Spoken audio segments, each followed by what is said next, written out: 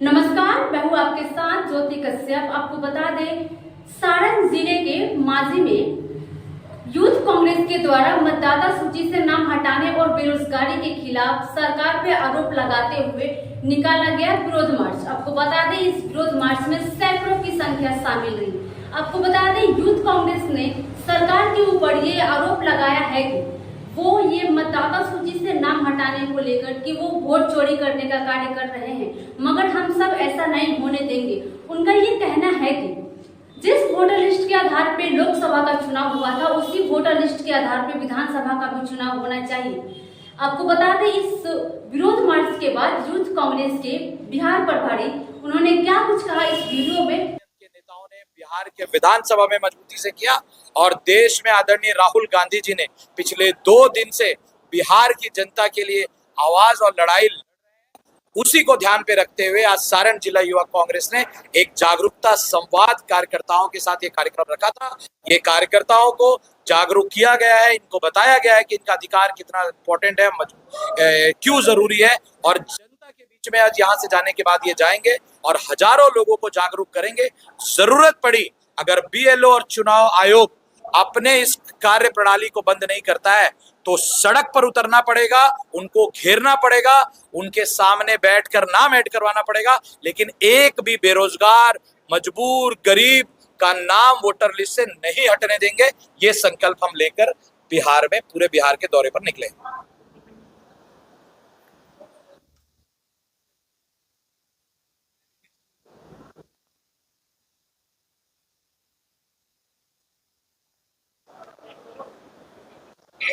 Sir, कुछ दिन पहले आप लोग पटना में बेरोजगारी सभा बुलाए थे, जो बच्चों को रोजगार दे रहे थे लोग, वो आपको कहाँ तक फायदा हुआ, उससे कहाँ तक बच्चों को रोजगार दे रहे हैं? देख ले, मैं आपको ऐसे हजारों वीडियोस दिखा सकता हूँ। ये मेरे बनाए हुए या मेरे साथियों के द्वारा बनाए हुए नहीं है।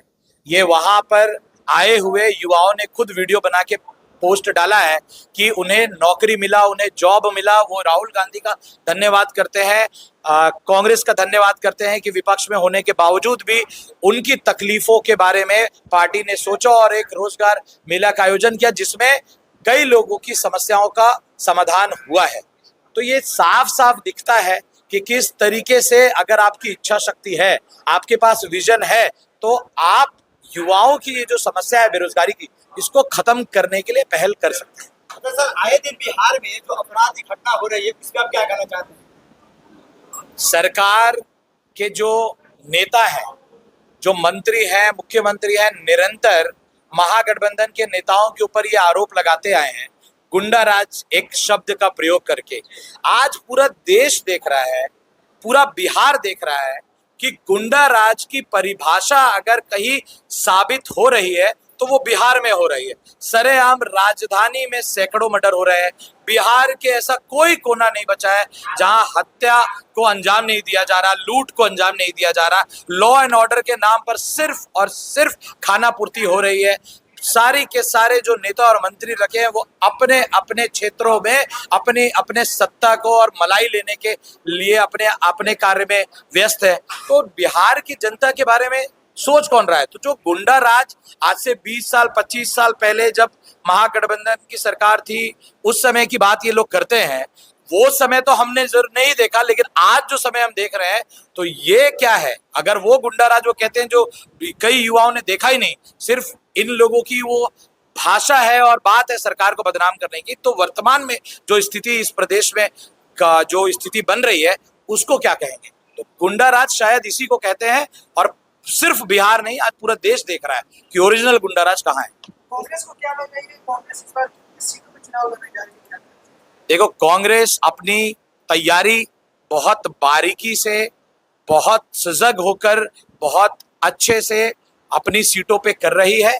आने वाले समय में जब महागठबंधन की बैठकें होंगी और ज्यादा बैठकें होंगी, उस पर यह तय होगा कि कांग्रेस कितनी सीटों पे लड़ रही है या अन्य पार्टी कितनी सीटों पे लड़ रही है। लेकिन वर्तमान में महागठबंधन की सरकार बनाने के लिए आप खुद देख रहे होंगे, चाहे बेरोजगारी का मामला है, चाहे महिला को आर्थिक रूप से मजबूत करने के लिए माई बहन मान योजना की बात हो, चाहे सड़कों पर उतर के पलायन के लिए यात्रा करने की बात हो, चाहे विधानसभा घेराव करने की बात हो, हर मुद्दे पे, हर प्रकार से कांग्रेस अपनी मौजूदगी बिहार में दिखा रही है। माजी विधानसभा देखा जाए तो पहले कांग्रेस का गढ़ और इससे सबसे अभी भी गढ़ माना जाता है, क्योंकि अभी फिलहाल में ही लोकसभा चुनाव में आकाश सिंह का एक बम्पर वोट मिलना एक बहुत ही फायदेमंद है और विशेष करके इंडिया गठबंधन के लिए फायदेमंद था। लेकिन इस बार माजी विधानसभा में क्या फिर से कांग्रेस यहाँ से दावेदारी कर रही है, विशेष करके क्या से कैंडिडेट भी क्या कांग्रेस में है?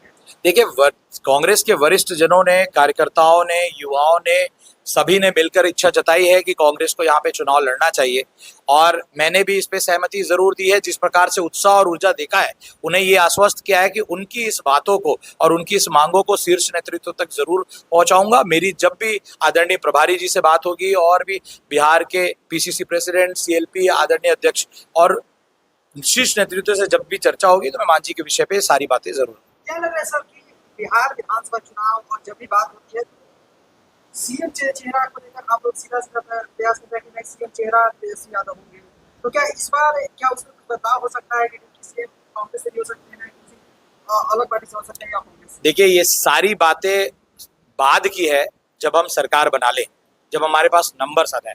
वर्तमान में आप ये स्थिति देखिए कि जिस प्रकार ये धांधली चल रहा है एसआईआर के माध्यम से, वोटर को हटाने का प्रयास कर रहे हैं, बेरोजगारों की आवाज दबाने की बात कर रहे हैं, तो आपको लगता है कि निष्पक्ष चुनाव हो पाएगा? निष्पक्ष चुनाव तो तभी हो पाएगा जब जिस वोटर लिस्ट के आधार पर आपने लोकसभा चुनाव लड़ा, उसी वोटर लिस्ट के आधार पर विधानसभा चुनाव लड़िए। तब आपको पता चल जाएगा दूध का दूध पानी का पानी। आप क्यों डरे हुए हैं? इसलिए डरे हुए हैं क्योंकि इनको पता है कि आने वाले समय में बिहार का युवा, बिहार का गरीब, बिहार की जनता, महिलाएं सब तैयार है इनको जवाब देने के लिए। और इसका क्योंकि इनके पास सरकारी बहुत सारे तंत्र होते हैं, इनके पास सर्वे में ये बातें गई है, इसीलिए इन्होंने चुनाव आयोग को हथियार बनाकर एसआईआर के माध्यम से अपना रास्ता साफ करने का प्रयास किया है। बहुत